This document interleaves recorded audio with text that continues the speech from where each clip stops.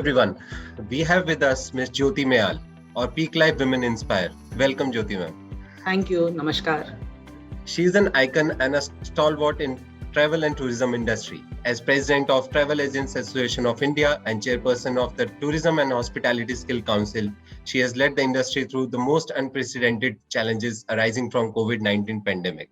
She is also Director of New Airways Travel and a successful entrepreneur in her own right. As one of the most prominent figures in the travel and tourism sector, she consistently upholds the interest of her community and is taking India further on the path to becoming the world's most welcoming travel destination. Welcome, Jyoti. Thank you. Thank you so much. Thank you. So I'll start like you're an industry veteran and have witnessed the challenging and changing landscapes over the year. Now, what inspired you to enter the industry and what keeps you going till now? Well, that's a question that's still inspiring me and keeping me on my feet today. But yes, I did enter this industry. Firstly, let me thank the Peak Life and you and Parinita for having me over here because I think it's a great initiative and, I wish you all success. Thank you. But saying that, yes, I entered this industry nearly 4 decades back and don't go that by my age, but yes, that is what it is. So I did not really choose it. I just got married into it. And that is how I came into the industry. So my husband, Balbir, who had established New Airways, like you said, which was a company which was right at the peak of its achievements and repute. Saying that, I entered it very nicely, very casually and enjoyed it, every part of it. As a matter of fact, the funniest part is that I never knew there were travel agents in this country at that time. I was very young. I was just like 19 years old. I didn't even know there were travel agents in this country because I never had dealt with them, but seeing this, it was a wonderful thing. And then, of course, I got into the business. I would say that time, I'll just bring it here, that at that time, I think it was one of the most glamorous industries. Yep. Travel and tourism has been a very glamorous in every aspect, not only people, but then you're traveling, it's business on travel. So everything evolved around it and it was something very glamorous. And I think it used to be always said that after the film industry, it was the second, most glamorous industry. Of course, things have changed, things have evolved. There have been many changes, some for better, some for worse. Yeah. So today it's an industry, especially after COVID, I would say that coming exactly to today's time and not going too much into the past is that we need to be led by an example. And that is what keeps me going because I think that is the need of the hour. We need to also look into the things of when you say I'm heading association, yes, I'm the president, I'm also the vice chairperson of FAITH, which is a federation of 10 associations. So now working collectively, I think it's time for us to give back to society. And that is what has kept me going beyond other things because I am very passionate about travel and tourism, getting into it in a very young age. So I'm very, very passionate about it. And I feel for everyone in this industry. And that is really what is keeping me going today. Yeah, so I think the passion is the key for everyone. And you have just mentioned about these challenging times which we are facing nowadays. The tourism sector was particularly the most hard hit in this. What was your strategy in all of this? Or if you had any strategy or you had some thought process going through in your head that what next? So it was very challenging. And as president of TAAI, I had just taken this chair. So it was like, literally, getting back to reality in life saying, hey, you have a chair, but you don't have a chair. Yeah. So it was something like that. But it has been been a continuous process. We've been motivating our members. Our connect has been very strong. And so I think that is what this time gave us actually, because coming quickly and adapting all these virtual platforms like we are talking today also is actually brought a real opportunity for all of us. True. And I think crisis does bring opportunities, and we've actually moved on to technology a lot in these last more than nearly 2 years now. So we could have many, many more meetings beyond the meetings which we could have ever had physically. Yeah. So that got me to connect more and more with my members. Otherwise, you would, on a normal sense, only connect with your committee or the management committee or the office bearers. But this made me connect with my members more. So I think these 2 years, that was the best thing that came out of it, that I had a one-to-one dialogue with all my 3,000 members, and at every given time, they were open to call me up, knowing that I'm at home, could be any, so they had that, I was always available to them. So that is something which actually became a very strong point for us as an association. But saying that, the virtual platform, we also did a lot of meetings. Beyond the Yeah. meetings, we had a lot of webinars. So the amount of webinars, I think when I've been counting, I don't know where I've crossed. And Yeah, yeah, if I name you, if I name the numbers, you'll be also shocked. yeah, I can But understand.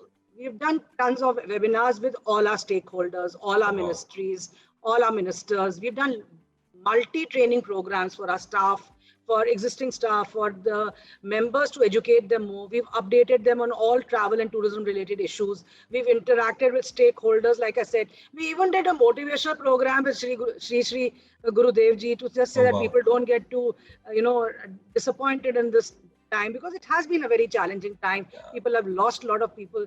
So we've been able to help our members a lot. And in this struggle, we've been able to achieve a lot also, which was something like, we were not getting airlines refunds. So we started working with the airlines. We got refunds, money for the members who were really struggling with cash crunch. Of course, we started, skilling, upskilling, Wow. communicating. So that was done on a regular basis. And of course, our connect with the ministries also at that time, Yep. I think, grew, because we were 24/7 in touch with MOCA, MOT, finance, health, skill, Niti Aayog. So there was no one whom we were not connecting with, Wow. knowing the importance of this industry. We have been able to restore travel by advocating to the government to open businesses, hotels, convention centers, even if it's with limited presence, but they've heard us. And this is what Yes. all we achieved. And not only, with the country opens, will the confidence like we feel can, and the demand will also be generated. TAAI has been very active in a lot of things. We also were the first people to give a presentation for RT-PCR testing to Oh, the wow. MOCA to say how we can use this for our travel. And till today, we are, using that. So I think all these things got us to move very, very much. We are the ones who sat with the ministry to get air bubbles online. And of course, now we are talking about beyond air bubbles. So we Beyond are air always bubbles. in touch with the government and the Yeah. ministries. And I think this lockdown has made us do a lot of more things beyond what we could have done physically. So I think True. that's something about it that we have been able to achieve a real strong connect. Uh, Getting something from the government is a question mark, but Yeah. at least we are there. They recognize us. They talk to us with everything they are coming out with. Any scheme they are talking to us. So that is, I think, a great achievement what we've come out from. So in nutshell, what you are saying that it has changed you as well in as a person in terms of your leadership style and in terms of your approach to things as well. Yes, absolutely. You're very right, Abhishek. Yeah.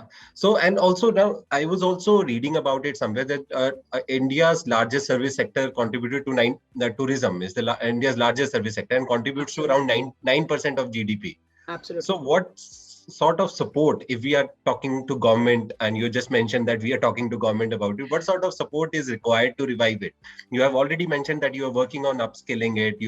You're trying to get it more digital, more personal connect. But I think there is some push which is also required at some level. What sort of support is required right now?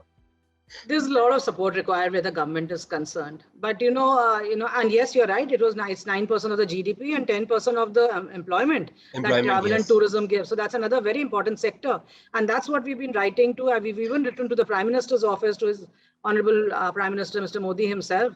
And we've written open letters through the press, through everything, so that we can see what. And he should also realize more and more what the potential is. Not that he doesn't. After all, Yeah. he's running the country. He does. But I agree that he got sidetracked, because obviously India is a huge country with very many challenges, and we True. have people below the poverty line. We have people who are not being able to survive on a daily basis, and then COVID itself was a huge challenge. Sure, So, sure, yes. so we just can't actually start playing a blame game here. So of course, as an industry, we are hurt that we've not got too much of this from the thing. But I'm sure as things start progressing, I recently heard him say, the Honorable Prime Minister said just 3 days back, that he now believes in the three T's, which is Yeah. tourism, technology, and Yep. I don't Yes. remember the And third third one, what piece. he said. Yeah, yeah, Yeah. yeah. So it's something very, I think now his focus has started coming, because he knows that tourism is the backbone of his country. And initially, when he took chair also of the Prime Ministership, I remember anywhere he used to travel, he used to talk about it, about Yeah, yeah. tourism. He started many flights. Wherever he would go, Now he would is start the a key brand flight. ambassador of India as a tourism Yeah. So destination. I think, yes, he did get, sidetracked, because he had other more challenges Other and important, important things yes. too. But yes, I would say that, uh, we can't form opinions like that, No. and we need to move forward and say yes, we need to go beyond what our what our demands are. We demanded a lot because our members were struggling, and we've seen that happen. A lot of people have gone out of business. It's not that it hasn't affected Yes, them. many, A yes. lot of people have gone into delinquency, and airlines are struggling, agents are struggling, everyone is stretching.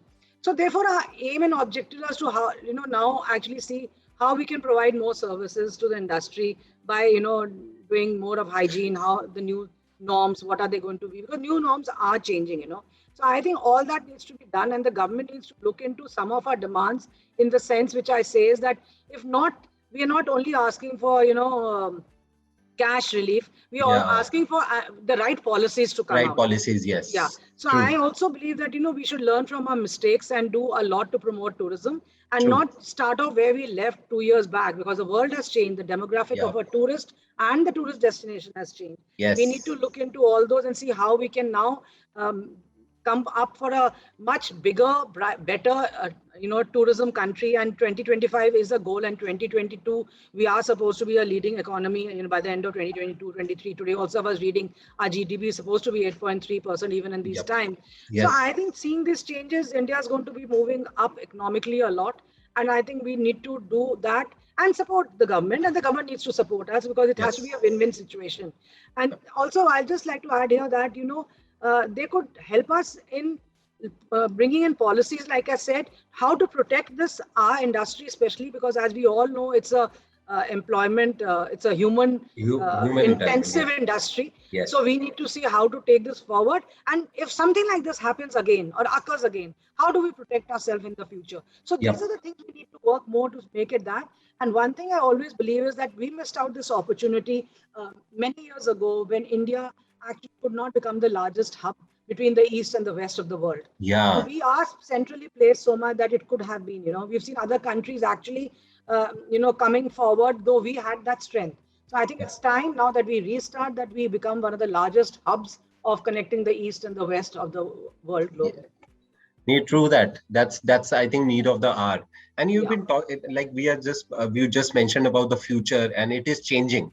Post pandemic, lots of things have changed. Sorry. And you have actually been into in this industry for 4 decades now. You must have observed lots of shifts in traveler preferences, and Yeah. industry trends have changed at all. How do you see this sudden change? It will impact the industry in a different way, or there'll be new policies and trends which will be coming up? And would you advise for people right now as well to travel? Is it safe for people to travel? Yeah, I think that today every traveler is very smart and he's very conscious, Yep. because I think he Googles more than we do. Yeah. There are so many times that client comes to me with much more knowledge than I do. At times I have, because I could be looking at the whole world globally, but when he's traveling to a particular destination, he knows much more about it Yeah. because True. he studied it. Then he's got the young ones at home who are always on social media, so they have much more knowledge. But yes, as the face of travel fraternity, we've learned a lot that one's happiness is attached to both primary and secondary offers, because that is the only guarantee for satisfying them. And Yeah. that is the specific request that we need, as a traveler, because traveler needs to be satisfied. And I always say tourism is about experiences.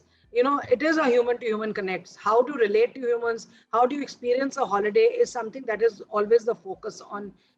So everyone is going to have individual services. They may be, some of them, we do have Indians, especially, we do have short memories. So we do keep forgetting quickly, and we've overcome. That's why we are a resilient industry, especially in India, because we've overcome a lot of such challenges, and we've had many. And it could be the war, it could be SARS, it could be anything, but we've always recovered quickly.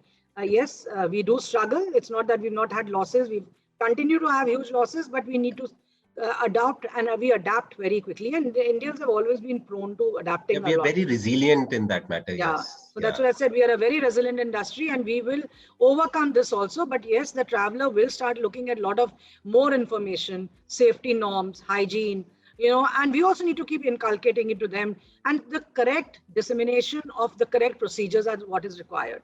So Yeah. that is something which we're also telling the government to support us to do, that, people are very confused because there are no unified policies. There are very different Yeah. policies from state to state, country to country. So today our traveler is totally confused on, what is happening in this world. And he's reluctant to travel. As a matter, I was just reading a survey which someone has done just 2 days back. It was that only 14% people said that they are willing to travel not even 14. I think it was under 10% who said Under they are, 10%, yes. yeah, who are Yeah, wanting to travel, willing to travel. But yeah. most of them said they are willing to travel after 4 months. 4 months. Yeah, Yep. and in between is something around 14 to 18% who are saying within 2 months. Yep. So you Yep. see, the maximum is still after 4 months because they want to watch and see. Of course, our family and friends and family, you need to visit. Your Yep. business, if you have to, you need to do. Need to There's go. some things which are you can't live without, in today's world. Because you need to connect with people, your friends, your family, or whatever situation is. So that travel will, of course, be the first, and it is reviving. Short holidays like local, like we are seeing a lot of dry The weekend vacations coming getaways up. sort. Yeah, they are Yeah, coming up. Yeah, that of people are course. traveling. But Yes. mainly, if you see the travel of international, will only really come to know when the world really opens. Yep. And then what will be the people's strength of having cash, of being strong in cash Yeah. and finance, because everyone is struggling for jobs, everyone Yep. is struggling for. So there's going to be a lot of things influencing the travel. Yep. So True. yes, so that's why I always feel that we need to have just some good strategies in place with which will be the game changers for travel industry, Yep. especially seeing the last 2 years. Yep, true, true.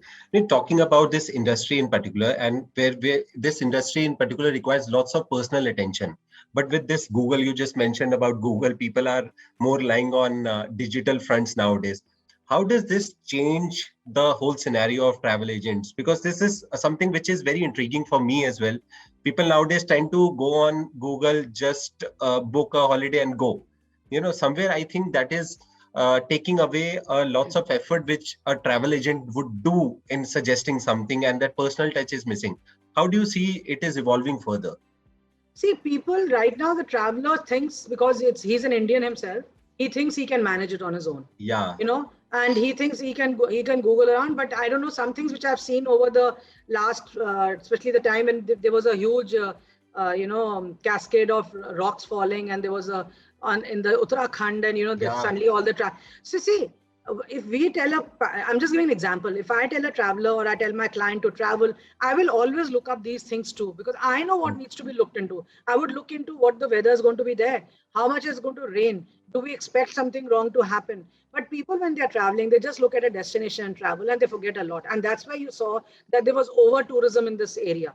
People were not wearing masks. People came back again. These cities and states went into a lockdown. We saw that happening. So, yep, these things are, just because they are doing it by themselves, they are still risking their trip and their travel and their lives. So yeah, I think they would always need a travel agent, a face to talk to. yep, And the link that was missing right now also was that, we did not have offices open.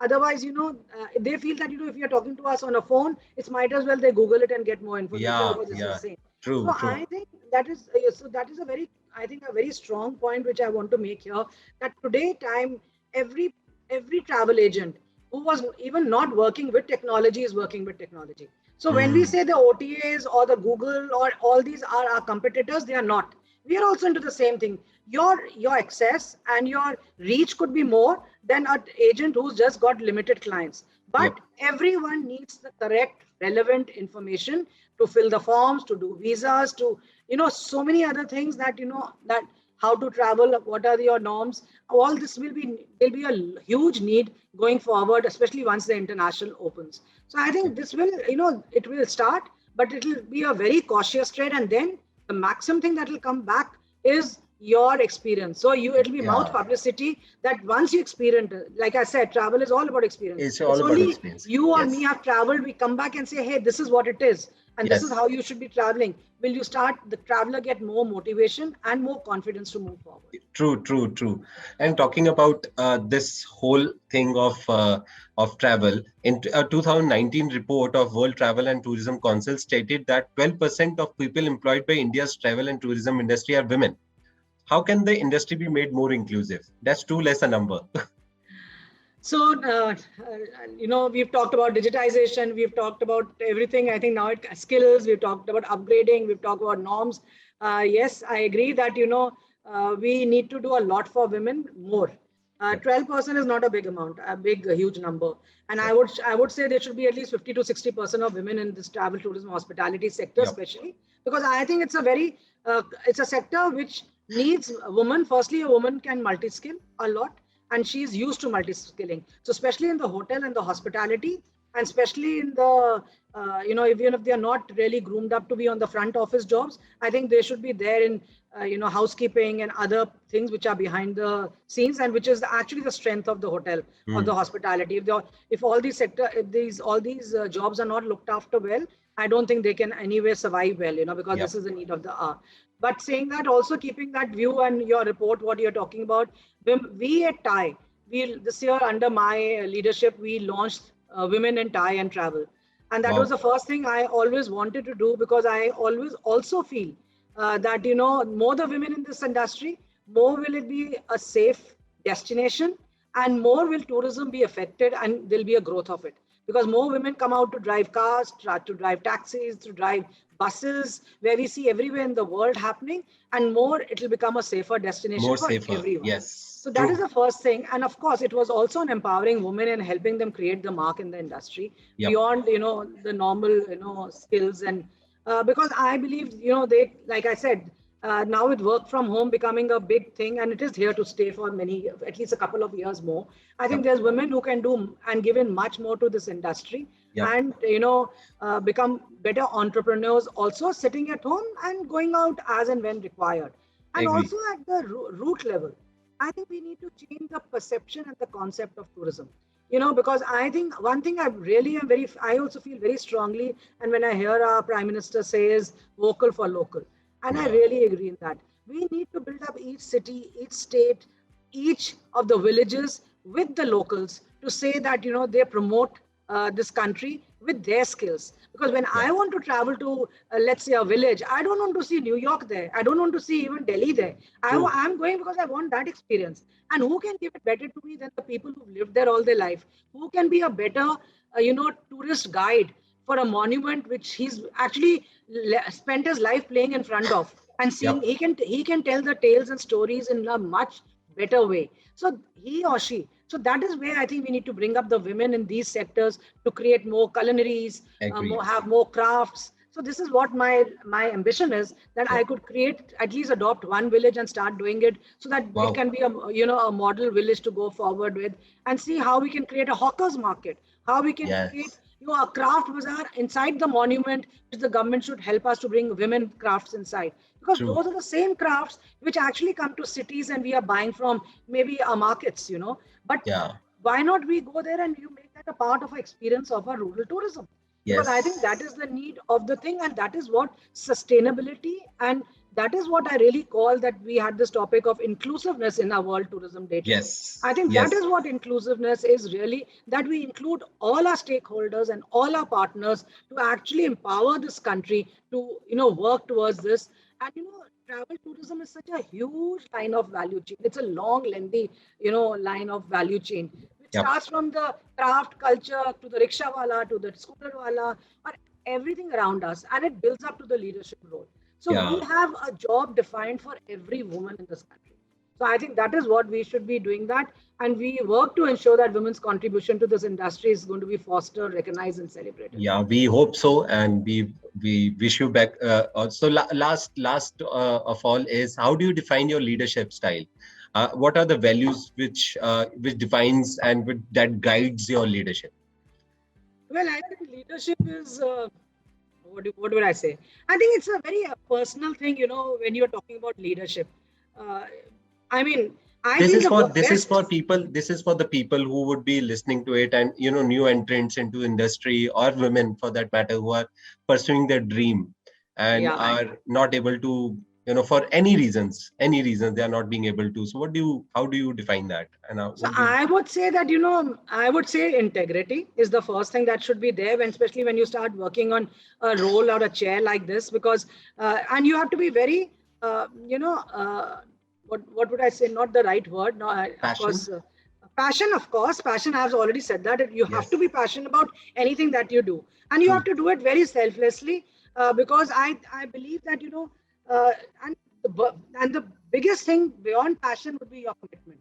So we need to be committed, honest, and truthful to our industry people we are engaged with, and also the travelers and clients, and also the customers, basically, because I also very strongly believe that, everyone is not capable of delivering the best. I'm also not capable of, and I always say that I don't have a magic wand in my hand that I just need to flick it around and say, hey, work for my industry. Agreed. Like, Yeah. it cannot happen. And if someone expects that from me, I'm sorry, I will not be able to deliver also. Yeah. So people, whoever, they should have confidence in me to say that, yes, whatever I do, I will be doing with all these, what I said, being, having committed to it with passion and with my transparency and with my simple principles of life. And that is how I would believe that that's the need to support everyone to the best of your capability. Yeah. And that is the only way you can prosper. I don't believe in hiding behind mask and say, I will do this, and then I run away from, looking into the eye of the person again. I will always try to deliver my best, and that's what everyone should be doing to any job they are committed to. They should deliver to their best with their total integrity, honesty, and dedication, and I'm sure they will achieve it all. Agreed. Agreed. So thanks a lot. Thanks a lot for such good words and nice talk. I hope this will help people to understand more about how industry works. And I personally thank you for accepting our invitation for PeakLife Thank you Women so much. Inspire. You I'll truly just are an end by three inspiration. words which I always feel are needed now going forward. One is collaboration, one is coordination, and one is absolutely, what I say, rebooting yourself. Yeah. Now is the time after COVID, we need to actually reboot, reorganize, all these words which have been like just a part of our thought processes now to be put into implementation to build a new, better future. Sure, sure. Thanks a lot. Thank you for your time. Thank you so much for having me here. Thanks. Thank Bye. you. God bless. Take care. Stay safe. Thanks. Bye.